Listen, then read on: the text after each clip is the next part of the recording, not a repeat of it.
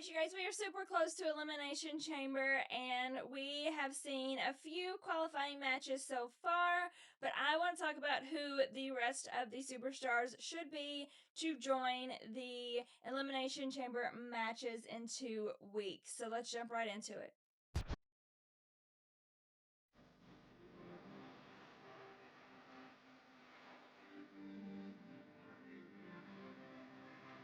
Alright, you guys, so we've obviously already seen Randy and LA Knight qualify for the men. For the women, we have Tiffy and Rhea, and I'm not surprised by any of the four. They were actually on my list that I made for this video before I recorded, and so these four did not surprise me at all. I think this is a great move by the WWE. I could have made an argument that Chelsea should have beat Tiffy, but I had a feeling that they're not going to have an Elimination Chamber without Tiffy, especially with the length of time that she was out. And the history she has with Jade, I felt like that was a given.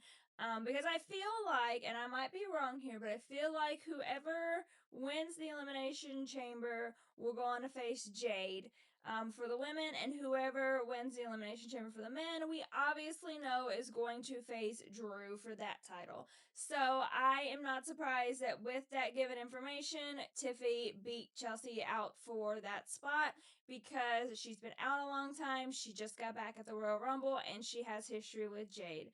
But I would have loved to see Chelsea in that spot. Rhea didn't surprise me at all. What's an Elimination Chamber without Rhea Ripley? Like, period. No more need to be said. And then, of course, Randy and LA Knight does not surprise me at all. Randy needed this spot. If he didn't get this spot, I was going to riot because I need to see Randy get the push that he deserves as well. And LA Knight's in the same boat. He has not really gotten the biggest push that the audience wants, so this is the perfect starting point for that. But let's jump right into the other people that I should think join the ones that have already qualified in this match. We're going to start with the men. So for the men, I had Cody and Jacob, and I don't think that that's going to happen because on Friday Night SmackDown this week, we have a qualifier with Cody, Jacob, and Sami Zayn, which I honestly don't like. I really wanted both Cody and Jacob in this Elimination Chamber match. So for them to be in the same qualifying match, I don't know. I don't like it. It doesn't make a lot of sense to me. So I definitely think Cody moves on in that specific match. Although all three guys you could make an argument for. All three guys really have a good shot, and I'm kind of surprised that they put those three competitors in the same match because you could really argue any of them. But again, same with like the Rhea situation. What's an Elimination Chamber match without Cody Rhodes? I mean, if he hadn't won the Royal Rumble, which he did not, he has to be in the Elimination Chamber, right? Like, he is one of the biggest stars. He has probably the biggest history with Drew McIntyre because Drew took that belt from him. And then, he's been carrying on this feud with Drew for months now. So he makes the most sense. He's going to punch his ticket on Friday night. And then another person that I want to put in the Elimination Chamber match is Obafemi. He just got into the main roster scene at Royal Rumble. But I think he could make a huge statement in this match, and I think this is the perfect match to put him in. And could you also imagine an Elimination Chamber match with Oba, Cody, Randy, and then LA Knight as well? Like, that is crazy, and that will be so good. And then my fifth and final competitor that I think will be in this match is Gunther. I feel like, again, he is kind of the hot commodity right now with the WWE. He is this heel, badass character who wants to cause disruption anywhere he can, and what better way to do that than in the Elimination Chamber? So I think if I built the Elimination Chamber match, it would be Randy, Cody, Oba, Gunther, and LA Knight. And I just have a strong feeling that even though I want Randy to win that, Cody's probably going to win that. I just feel like we're on, like, are they really going to have a WrestleMania title match without Cody Rhodes? I just don't feel like it's possible. I don't feel like that's going to happen. So, but I think that either way, I really do think that we are in store for a very stacked Elimination Chamber match for the men. There's so many pieces that you could put in that system. And there's so many people that have history with Drew, which is kind of what you want because you know that that's who they're going to be facing. So I'm very intrigued to see who actually does qualify and where they go with this storyline. But like I said, Friday night, I really wanted Cody and Jacob both in this match, but since they're going against each other, I gotta go with Cody because that's the smart decision.